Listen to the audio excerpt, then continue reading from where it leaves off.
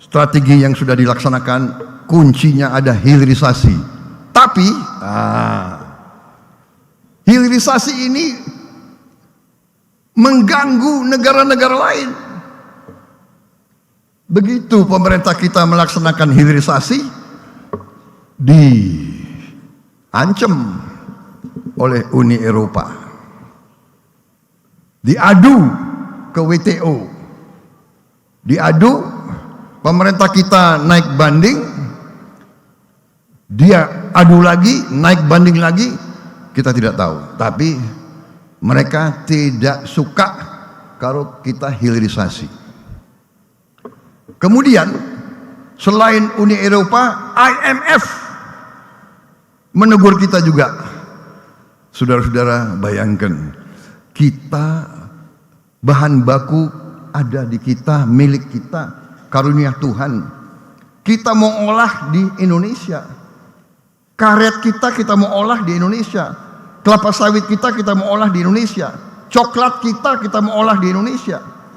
Semua bahan itu kita mau olah di Indonesia supaya pabrik-pabriknya bisa memberi pekerjaan untuk anak-anak kita. Supaya insinyur-insinyur kita bisa bekerja. Supaya wali kota bisa dapat retribusi. Supaya pajak naik, penghasilan naik, saudara-saudara. Sampai demikian. Sampai menteri-menteri kita harus ke sana. Pemimpin-pemimpin tanya, mengapa Indonesia tidak boleh sejahtera? Mengapa Indonesia harus jual murah bahan-bahan yang kita miliki? Saudara-saudara, karena itu kita harus kuat, kita harus waspada, dan semuanya kuncinya adalah persatuan dan kerukunan. Menurut saya kuncinya itu, saudara sebagai pemimpin terdepan, saudara yang menerima mandat dari rakyat terdepan, saudara sangat berperan untuk memelihara momentum nation building kita. Saya bisa lebih rinci bicara ini, tapi secara garis besar itu yang saya ingin sampaikan. Strategi pembangunan kita sudah benar. Hilirisasi di semua bidang sangat penting, dan itu kuncinya, bahwa banyak sekali lembaga internasional, pakar-pakar, pengamat, dan lembaga pengkajian mengatakan bahwa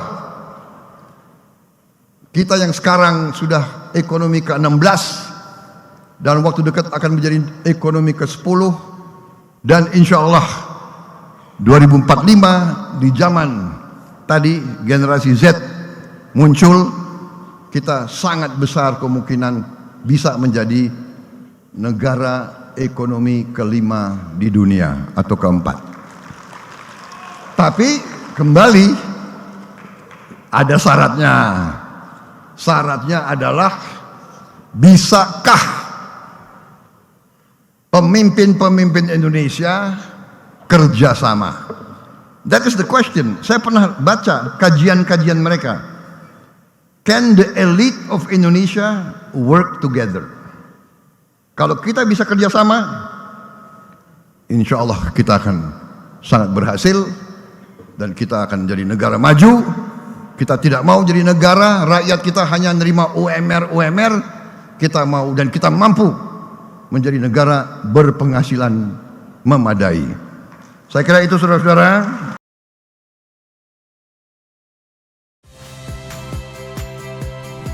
Saya Agin Fridianto. Saksikan terus program-program Kompas TV melalui siaran digital, pay TV, dan media streaming lain. Kompas TV, independen, terpercaya.